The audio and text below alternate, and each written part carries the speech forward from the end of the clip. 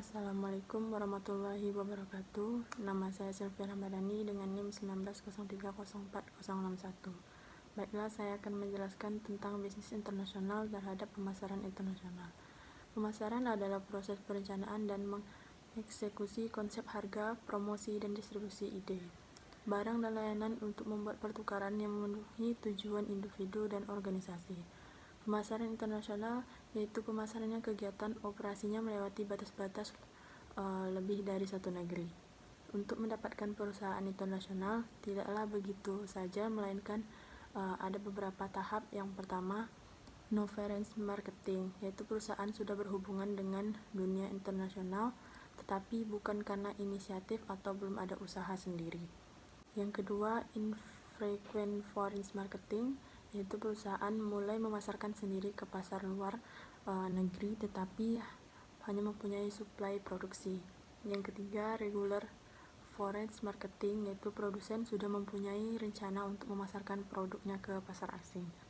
Yang keempat, global marketing operation.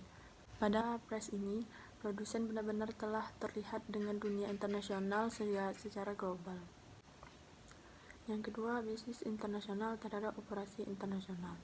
Manajemen operasional adalah serangkaian kegiatan organisasi menggunakan untuk mengubah jenis input ke akhir dari barang dan jasa.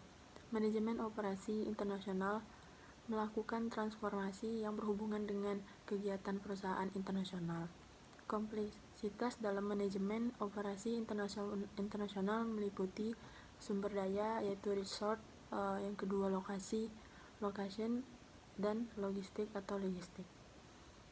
Faktor-faktor yang mempengaruhi keputusan membuat atau membeli yaitu pertama, ukuran, yang kedua, jangkauan operasi, yang ketiga, penguasaan teknologi, yang keempat, lingkungan produksi, yang kelima, biaya. Faktor-faktor yang mempengaruhi pemilihan lokasi yaitu isu terkait negara meliputi ketersediaan sumber daya, biaya, infrastruktur, dan pengaruh negara asal. Yang kedua, isu terkait produk meliputi rasio bobot terhadap nilai teknologi dan pentingnya umpan balik dari pelanggan. Yang ketiga, kebijakan pemerintah meliputi stabilitas proses politik, kebijakan perdagangan nasional, insentif pengembangan perekonomian, dan keberadaan zona perdagangan luar negeri. Yang keempat, isu keorganisasi meliputi strategi bisnis, yaitu struktur organisasi dan kebijakan manajemen persediaan. Yang ketiga, international business terhadap keuangan, yaitu perencanaan, pengorganisasian, dan pengendalian keuangan perusahaan multinasional atau multinational corporation yang lazim disebut MNC. Perusahaan multinasional adalah perusahaan yang beroperasi di seluruh dunia. Manajemen keuangan internasional meliputi aktivitasnya, yaitu yang pertama, aliran finansial, yaitu arus masuk modal dan pinjaman. Yang kedua, aliran real, yaitu arus masuk dagang pasar atau bahan baku dan bahan setengah jadi dan barang jadi. Yang ketiga, aliran budaya, yaitu arus masuk ilmu pengetahuan teknologi dan pola pikir dan perilaku. Yang keempat, manajemen sumber daya manusia terhadap international business, yaitu termasuk kegiatan merekrutmen dan memilih non-manager dan manajer, menyediakan pelatih dan pengembangan, menilai kinerja, dan memberikan santunan dan manfaat. Manajemen sumber daya manusia internasional harus berurusan dengan perbedaan budaya, tingkat perkembangan ekonomi, dan sistem hukum antara negara-negara di mana sebuah perusahaan beroperasi.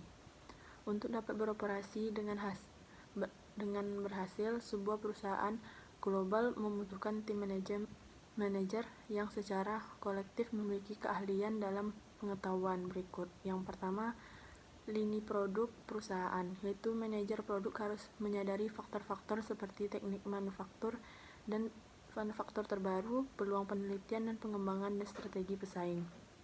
Yang kedua, keterampilan fungsional, yaitu akuntansi logistik, pemasaran, manajemen manufaktur, dan sebagainya. Diperlukan untuk memastikan daya asing global.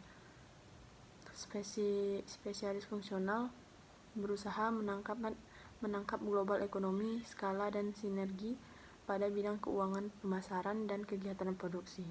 Yang ketiga, pasar masing-masing negara di mana perusahaan melakukan bisnis. Manajemen di negara tersebut harus memahami faktor-faktor seperti undang-undang setempat, budaya, pesaing, dan sistem distribusi dan media iklan. Yang keempat, perusahaan strategi. Perusahaan strategi global, yaitu tingkat tinggi eksekutif di kantor pusat. Perusahaan harus merumuskan strategi global bagi perusahaan dan kemudian mengendalikan dan mengkoordinasikan kegiatan perusahaan atas produk, fungsional, dan manajemen negara untuk memastikan strategi yang berhasil dilakukan. Baiklah, sekian penjelasan dari saya. Apabila ada kesalahan, mohon dimaafkan. Assalamualaikum warahmatullahi wabarakatuh.